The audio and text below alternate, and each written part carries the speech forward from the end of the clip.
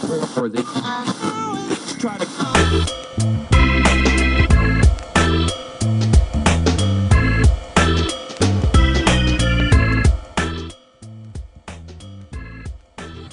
Welcome back. We're here with Dr. Christina Teimouri, Beaver Valley Foot Clinic.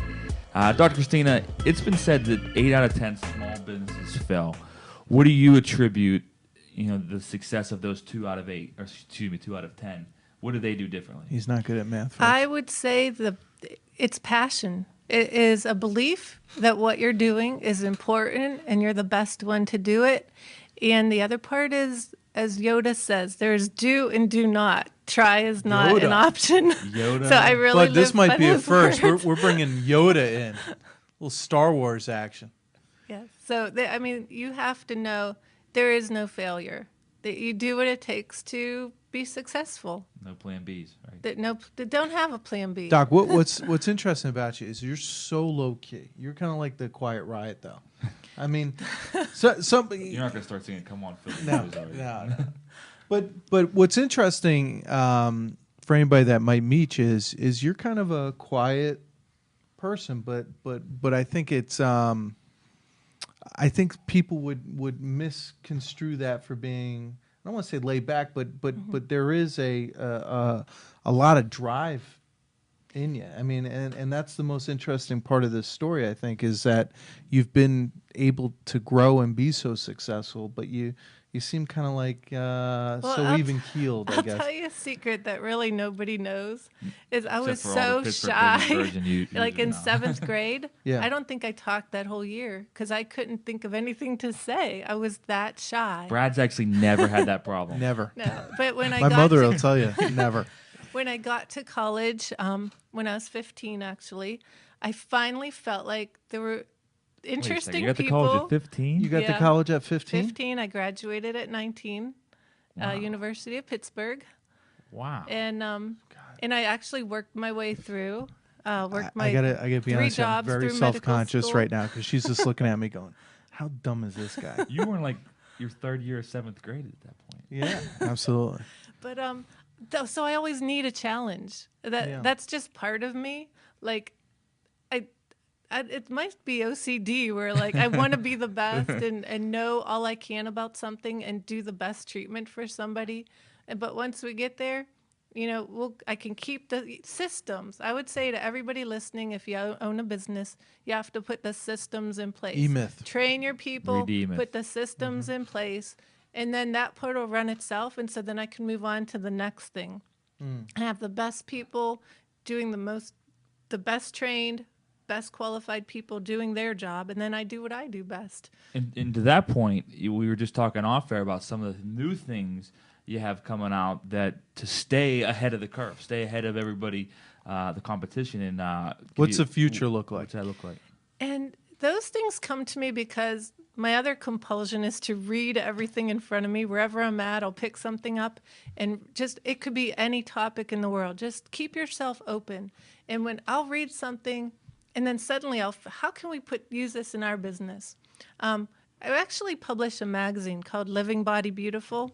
So we have a website, livingbodybeautiful.com. Livingbodybeautiful.com. And it's almost like a whole 40-page magazine. That's our practice brochure. But I picked up one day the Pittsburgh Business Times, read a little blurb, a 1-paragraph article about QR codes. Well, our deadline to print was 3 days away. Between reading that, I'm like, I can use that in our magazine. I'd never seen it in a magazine. They talked in there about Alcoa using it on their garbage cans. So I said, I'm good. I found out what they were, which I'll tell you, I'm not technically competent at all, like computers and electronics, no. But I found out what a QR code was. I found out how to make it for every article in the magazine.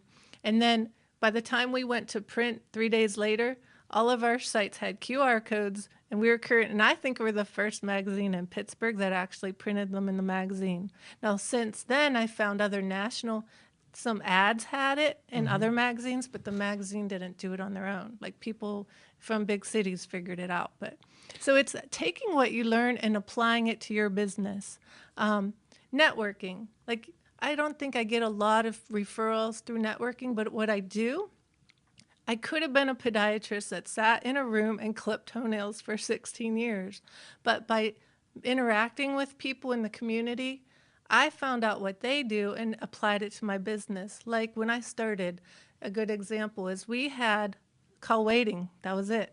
I went to a networking thing and they said, you don't know what calls you're missing. You need a 10-line phone system. I'm like, why do I need a 10-line phone system? And I listened and we put it in, and sometimes all 5 lines are lit up, plus 3 dedicated internet and fax lines, and 10 lines are used all day, every day. You didn't know I what would you have didn't never, know. you don't know what you don't know. So you have to keep your mind open and look how you can apply it to your own business. 30, we got about 30 seconds. How do you create balance? Because, man, you're go, go, go, and I know you got... Okay, You got this a daughter is what I or would say. I have 4 children. 4 kids. 5 We were talking about the one businesses. daughter that stole the GPS, but Yeah, she's in college. yeah. So yeah, I had So difficulty you got- getting here. Yeah, I mean, But, how do you balance all this? I have a child in kindergarten, 3rd grade, high school, and college. But Wow. again, good people. My husband's a stay-at-home dad. He stays with them. But balance in everything in your life. I get up and I work out every day. So once the kids get out the door, it's to get up with 6 o'clock with the kids, put them on the bus, 7 o'clock workout, 8 o'clock, 8:30 in the office. And you have to have a religion of some sort to keep you, it really takes all the pressure off you, because life is going to happen. Mm-hmm. So my thought has always been, any problems, challenges, whatever, it's part of life. If you don't want that, you'll be dead soon enough.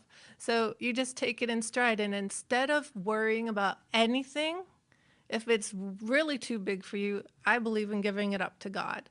But my other part is to spend this. I only have small amounts of time that are open to do things. So instead of using it worrying and crying about it, use it to look for a solution. Yeah. So as soon as something comes up, look for ways to get over that challenge and not dwell on it. Awesome. All right, check out, first of all, thank you, Good Doc, stuff. Very for good. coming in today. Super successful.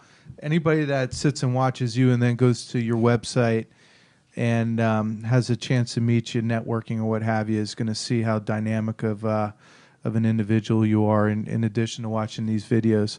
But folks, this is a business that all of us would love to be the skipper of. 5 locations, got 30 people working for you, hopefully making money while you're sitting here talking to you. I mean, that's the whole idea. Check out her website, beavervalleyfootclinic.com. And thank you so much for your time. Thank you Appreciate it. very much. All right.